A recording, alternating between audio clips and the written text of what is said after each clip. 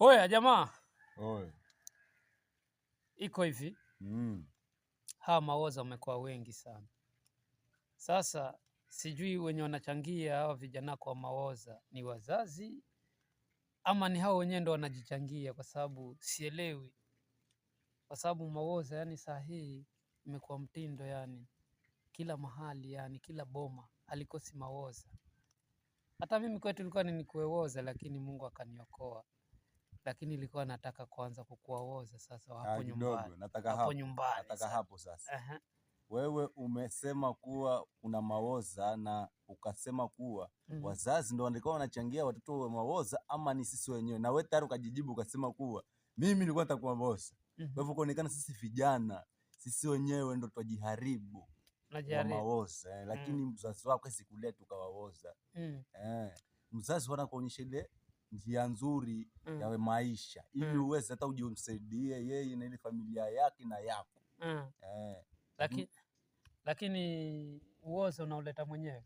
Uoza tunauleta wenyewe kwa sababu sisi vijana hatuna muda wa kushauriana kuwa tu, yani hatupeanani ile njia nzuri ya maisha. Kwanza unakula mogoka? Mimi dadangu sikuli mogoka. Mmeona mimi sikuli mogoka. Ule mogoka. Sasa mimi naona ile kitu iko. Hawa mawoza naona wamekuwa wengi kwa sababu starehe zimekuwa nyingi.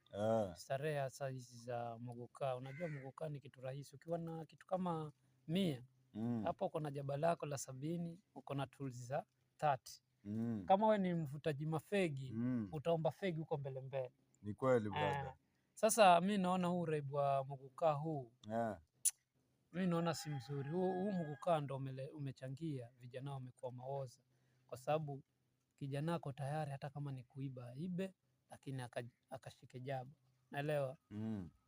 Ona bro, mogoka haufanyi kijana akawawoza kwa sababu maybe tuseme haya mambo mengine ya vinywaji, kuvuta mabangi, kuvuta masigara, kuvuta maunga, ona kitu kama zile, ama maybe awe iko na demu wake anampeleka mbio huko anamtaka vitu fulani ambavyo hako navyo. Demu ameona kwa mtu mwingine anatamani kitu fulani, alafu boy wake hana uwezo wa kumfanyia. Ndo waweza pata sasa bwezi amekuwa kwa sababu anataka anajipeleka mbio sababu ile demu, lakini sisi anapelekwa mbio na maisha yake.